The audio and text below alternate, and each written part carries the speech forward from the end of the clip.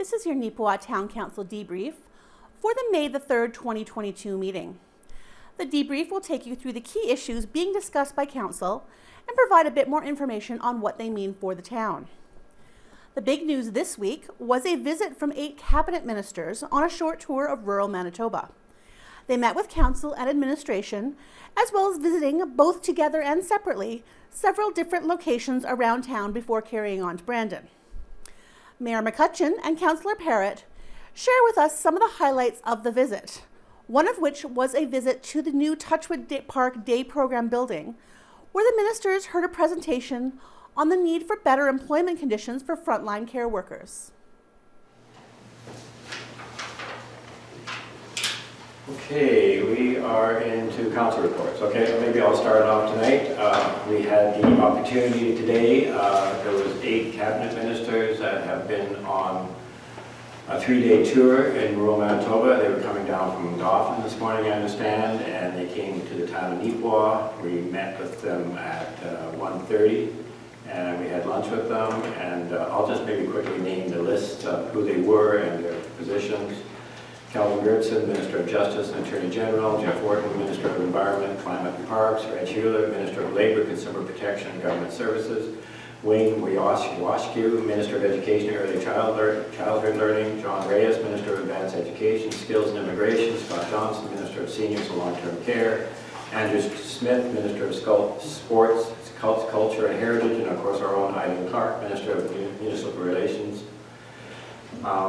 So yeah, it was just a very, it was just a conversation.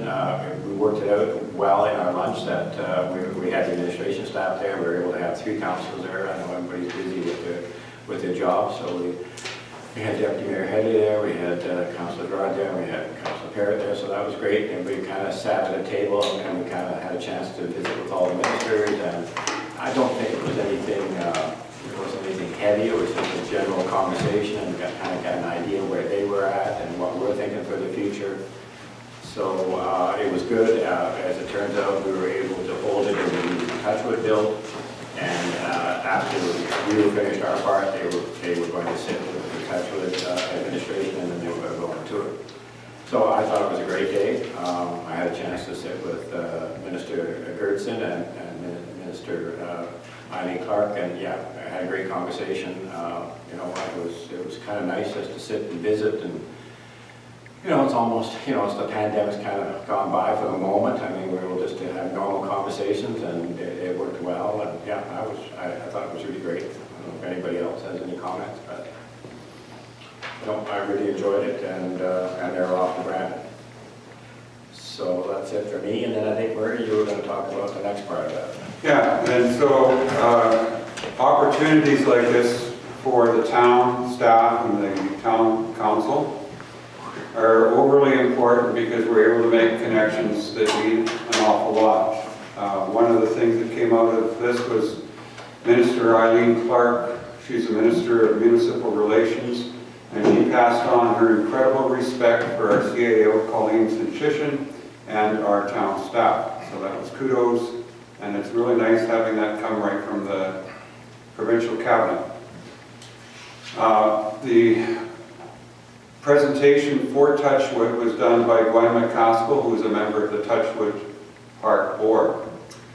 And I'm allowed to read excerpts from her speech. I'm not allowed to pass on it in its entirety. So here goes. This is as if Gwen McCaskill, who should be a councillor running for the next election, but anyway, we're working on her. This is what she sort of said in condensed form. So she gave welcome to the ministers and their staff to our brand new day service building.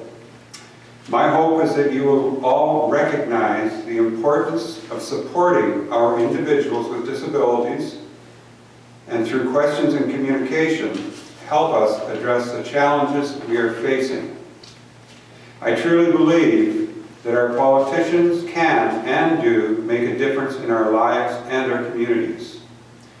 We are encouraged by the support this government is showing, and believe it is an important first step in supporting our individuals. There is a significant disparity between job expectations and the wages paid to direct support professionals. They find themselves trying to be teachers, nurses, occupational therapists, physiotherapists, counselors, and more so to the individuals that they are supporting at minimum wage. Consequently, there is a great deal of job turnover. Without qualified workers, we can't offer the programs that our individuals need and deserve to achieve their full potential. Currently, we have 7 individuals who are making the transition from the education system. Mrs. McCaskill is a retired kindergarten teacher and knows all 7 individuals. With a flip of the calendar page, they turn 21. Ongoing specialized training of their caregivers now cease. We want to be able to continue to provide these services to these people. Much trust is needed to have those children work in our environment. And this takes time and consistency of staff to develop this trust. The success of any organization is based on the people who are involved. We cannot maintain a strong and stable workforce when there is such disparity between our sector and others. And she does end respectfully, thanking all the ministers. There was 8 ministers there. And the one connection, Minister Scott Johnson, his dad and Gwen McCaskill's dad were both government MLAs together and knew each other very well. So there was a lot of connecting going on. Reg Helwer's wife was raised here in Neepawa. And at the end of it, I did ask for a quote from Deputy Premier Gertzen. And his quote is simply, as a response to Gwen McCaskill's speech that she made, his quote, challenging, informative, personally connected. Last week, we talked about the process the town will go through when the water line for the new reservoir is connected. This week, we have a date for the event, May the 20th. Residents will experience water disruptions while the connections are made, and we will begin a boil water advisory for everyone that will last a few days. Excess water usage on that day is discouraged, and it is recommended residents fill water containers on the 19th for personal use. The town will be providing more information on this process throughout the area during the first half of May. Okay, so as part of the town of Neepawa plans to double our treated water capacity, the new reservoir being constructed at the water treatment plant is ready to be connected. The connection is scheduled to occur on Friday, May 20th. While the connection work is taking place, there will be periods where water will be unavailable and periods of low pressure, which will result in a boil water advisory. What does this mean? A boil water advisory is a precautionary measure to alert our water customers of the potential for compromised water quality. Water customers are recommended to boil water used for food and beverage consumption for at least 2 minutes until the advisory is lifted.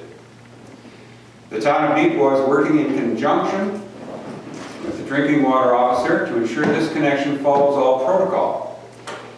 Samples of the water will be taken from a multitude of points on the distribution line, including the distribution lines with Neepawa water servicing our neighboring RMs, rural municipalities, and hand-delivered to the lab in Winnipeg. Once these samples have been analyzed and passed, the boil water advisory can be lifted. It is anticipated that this will take 4 to 5 days. The town has consulted with High Life, Prairie Mountain Health, Beautiful Plains School Division, and the RM of Rosedale and the municipality of North Cypress Langford to ensure everyone is prepared for this service disruption. In order to ensure that we have water available for firefighting and general purposes, it is important for water customers to have containers filled by May 19 for drinking and cooking, and reduce and limit the water consumption on Friday, May 20th. This means no car washing, laundry or cleaning, or excessive water use anywhere within the water distribution systems in the town of Neepawa, RM of Rosedale, and municipality of North Cypress Langford. The town realizes that this is an inconvenience. However, in order to minimize disruption and ensure the boil water advisory can be lifted as quickly as possible, it is essential that this work be completed on this date.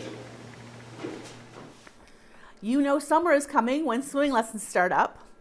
Public swimming registrations are now open, and registrations for private lessons open on May the 11th.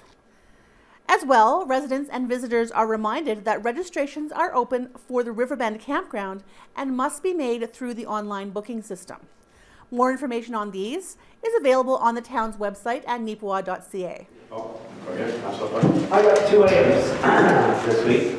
The Neepawa Swimming Pool private swimming lesson registration begins on Wednesday, May 11th at 9 o'clock in the morning. This would include session 3 from July 4th to 8th, session 8 from August 1st to 5th, and session 9 from August 8th to 12th, as well as weekday mornings from 7 to 9 in the morning all summer long. To register or for more information, please email neepawapool@gmail.com or check out more information at the Town of Neepawa Facebook webpage. As well, online registration continues for the Riverbend Campground. All reservations must be made online at campreservations.ca. The link is also available on the Town of Neepawa website. Very straightforward, very easy to look at. More information is also on the Town of Neepawa Facebook page. CAO Colleen Sinshishin commented on the imminent retirement of Sergeant Mark Morehouse from the RCMP, but also the happy news that he will be staying on with the town in a different role going forward. And I guess just lastly, I would like to note, I worked very closely with this individual over the period of time here, and I'm certainly going to miss him in this role. But Sergeant Morehouse will be actually completing his last day on May the 9th, his working day. He is actually technically employed into August a little bit, but he'll be using up his vacation and his accrued credits for that period of time. So just a little FYI out there there's more to come for that individual with us, even though he's moved to Brandon. We have had discussions over the last few years as we knew he was going to retire, playing a role for us still in Neepawa, quite a likable character to have around town and working on some bylaw enforcement with us. So we're looking forward to, after he's done his vacationing, coming back to work for us on a day or two a week kind of thing. We haven't nailed it all down yet, but he has been a successful part of our team insofar as enforcement of various issues already, and looking forward to getting him out of the gates in a little different role without a dark blue uniform on. So. Councillor Gerard passed on some feedback from constituents, specifically about a section of downed streetlights and a large pile of railway ties at the north end of town. CAO Sinshishin detailed the town's response to both of these, which included the procedure that residents should take if they notice a single streetlight is out in their area. Yeah, this is, it's unfortunate that our manager of operations isn't here.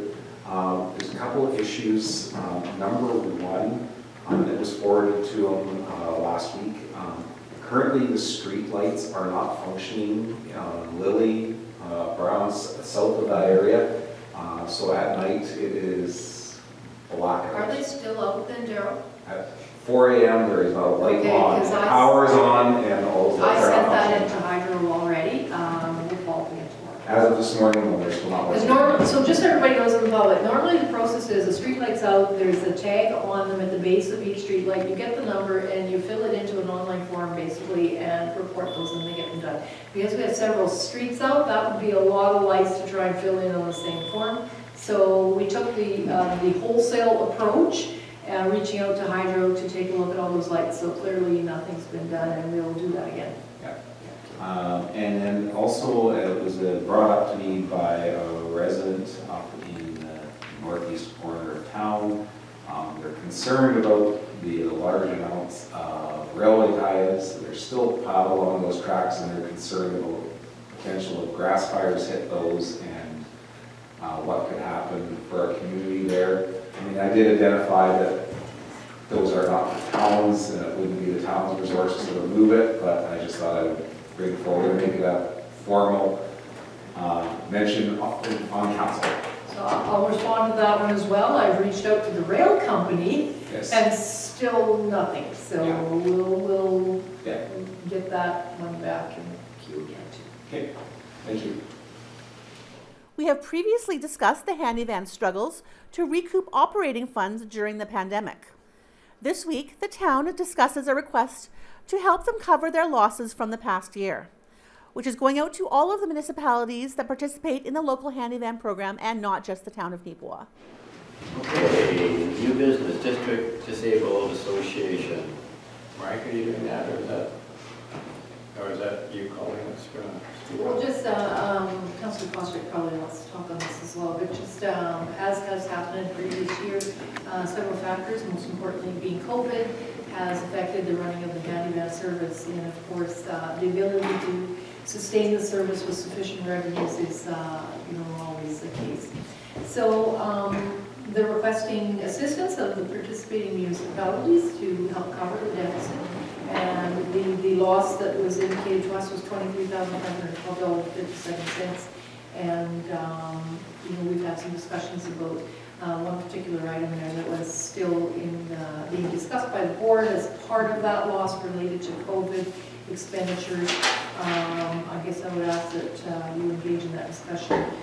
Recommendation at this point from administration was that we pay the regular operating cost portion of our deficit, which would be 60% of the town of Neepawa, and discuss your interest or your ability to maybe help participate in the deficit recovery of the balance of those funds. Okay, Councilor Chuck, anything to add? No, pretty much Okay. all I was saying is, we actually are having a meeting this Thursday with the review. It is doing the presentation to the handyman board, so once that is complete, hopefully we can start to progress, I guess, as far as the new way of maybe running things, and see if there's some new ideas and the way that we can get this back on track. Okay. Sounds good, thank you. Councilor Gardner. The review, though, does not talk about that one light. That's still something to be worked out amongst. That's right. We have to work that out amongst the board itself, yes. Yes. And I did bring forth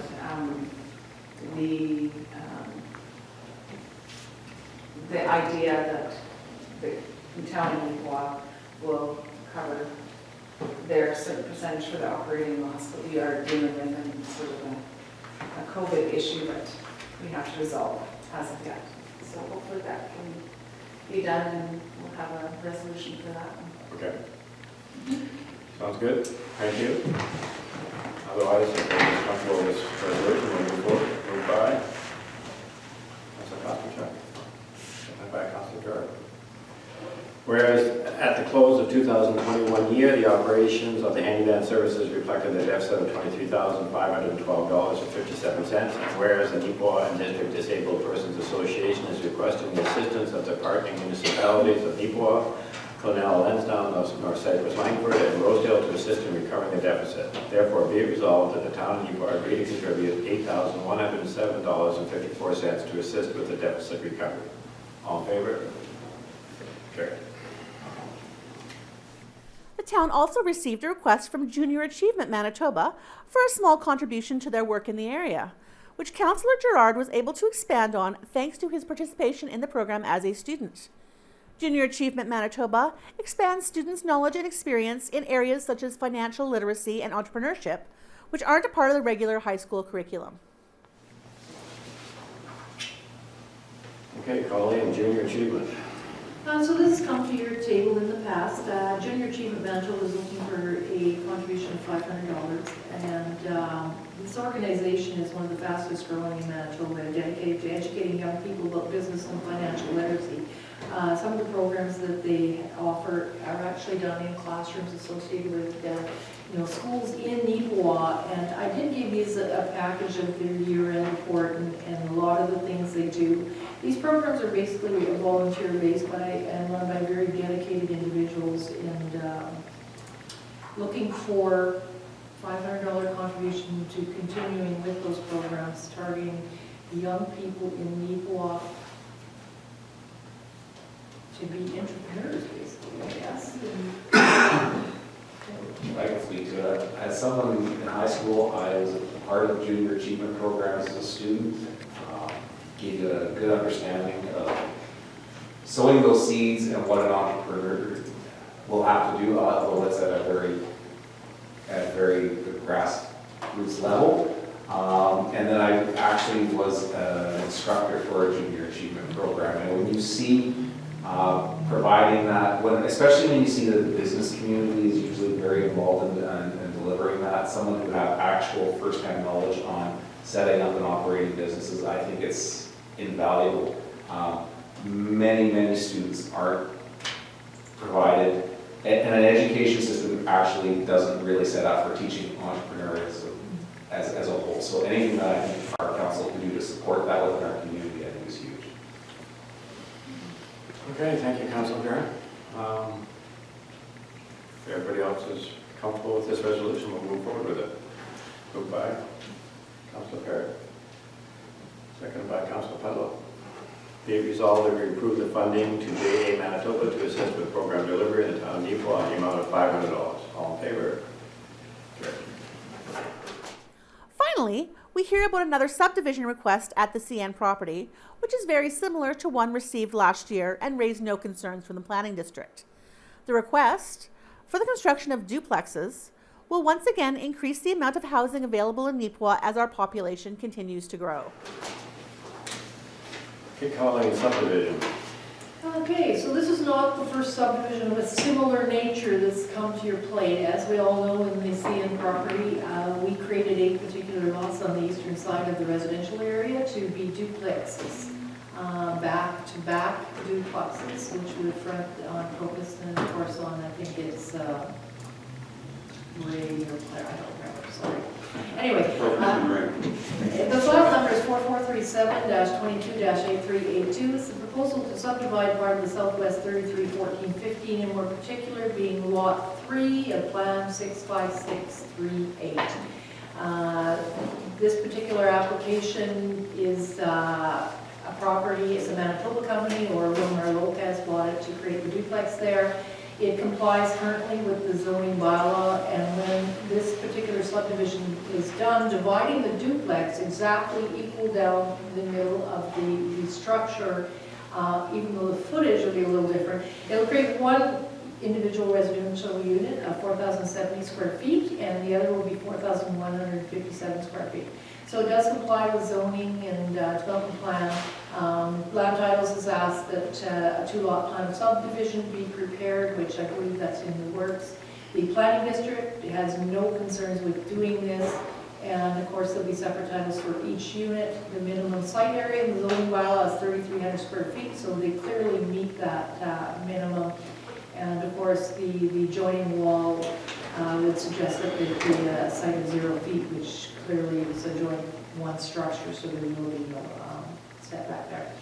Hydro wants easements, and all of the other agencies reported with that they have no concerns or comments. So no land use planning issues have been identified, and if council is inclined to approve this application, it would be subject to any conditions that you so deem, which we have none, speaking with the planning board. just a simple subdivision. Yes, Councilor. Yeah, council referred to the map, you'll see that this is pretty well identical to the one we approved for Kirk construction last year. It's 1, 2, 3, 4th lot from the south. There you can see that there's been, one of the lots has already been divided into 2 parcels, so this is an identical situation to the one that we had previously done. Okay, thank you. No other questions or comments? I think we'll move forward with the resolution then. Moved by Deputy Mayor Hendrick, seconded by Councilor Jordan.